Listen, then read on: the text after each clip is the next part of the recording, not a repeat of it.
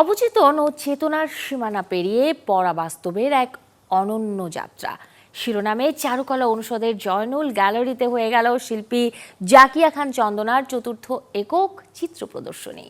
শিল্পী তার সৃষ্টিকর্মের মধ্য দিয়ে দর্শকদের নিয়ে যেতে চেয়েছেন স্বপ্নময় রহস্যে ঘেরা এক কল্পনার জগতে, যেখানে চেতনা ও অবচেতনের মিলনে তৈরি হয়েছে নতুন এক দৃশ্য ভাষা। বাংলাদেশের যে কজন শিল্পী নিয়মিতভাবে পরাবাস্তবতা নিয়ে কাজ করেন তাদের মধ্যে অন্যতম জাকিয়া খান চন্দনা। তার চিত্রকর্মে প্রকৃতি, মানব অবয়ব, ভাঙা ভূদৃশ্য এবং প্রতীকী উপাদানের কাজ রয়েছে। ঢাকা বিশ্ববিদ্যালয়ের চারুকলা অনুষদ থেকে স্নাতকোত্তর সম্পন্ন করা জাকিয়া খান চন্দনা বলেন, প্রকৃতিকে উপজীব্য করেই তার এগিয়ে চলা। প্রদর্শনীর উদ্বোধন করেন ঢাকা বিশ্ববিদ্যালয়ের প্রো ভাইস চ্যান্সেলর অধ্যাপক ডক্টর আব্দুস সালাম। এটা আমার 4th সোলো এক্সিবিশন। রিসেন্টলি আমার 3rd সোলো এক্সিবিশন হয়েছে আলিয়ান্স ফ্রান্সিসে। ওটা অ্যাকচুয়ালি খুব সময় স্বল্পতার জন্য আমি আবার এখানে আয়োজন করেছি।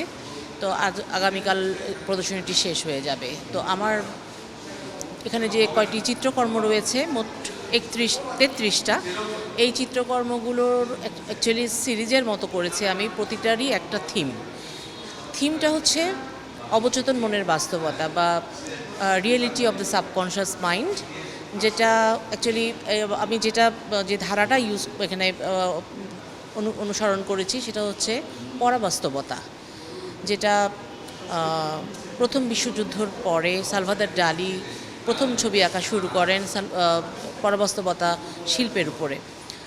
তো যাই হোক, আমি এটার উপরেই ওনার ছবিগুলো দেখতাম একটা সময় অনেক বেশি। যখন আমি চারুকলাতে পড়াশোনা করেছি তখন আমি ইন্সপায়ার্ড হতাম। অন্যান্য মাস্টারপিসদের কাজও যেমন দেখতাম, ওনার কাজও দেখতাম। জর্জো দে চিরিকো, ট্যাঙ্গুয়ে, এদের কাজ দেখতাম। দেখে দেখে আমি অনুপ্রাণিত হয়েছি। তো মাস্টার্সের শেষের দিকে 2 বছর অ্যাকচুয়ালি নিরীক্ষাধর্মী কাজের উপরে আমাদের চর্চা করতে হতো এবং আমাদের স্বতন্ত্রতার শুরু ওই সময় থেকে শুরু হয়।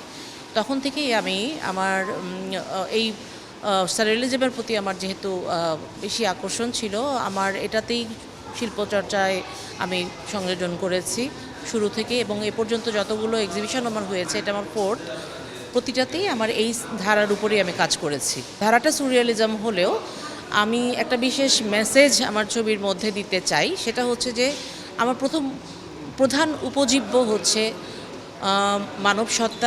মানব সত্তার সংকটময় অবস্থান পৃথিবীতে, এবং এর পাশাপাশি প্রকৃতি এবং মানব সত্তা, এই 2 বিষয়টাকেই আমি অ্যাকচুয়ালি এর ডিস্ট্রাকশন যেমন দেখাচ্ছি, পাশাপাশি রিনিউয়াল দেখাচ্ছি। এতে করে যেমন পৃথিবীর শুরু থেকে আজ পর্যন্ত নানান রকমভাবেই আমরা কিন্তু নানাভাবে দেখছি যে পৃথিবীর এক সময় ধ্বংস হচ্ছে, কখনো প্রাকৃতিকভাবে হচ্ছে, মানুষের দ্বারা হচ্ছে, আবার নতুনভাবে শুরু হচ্ছে।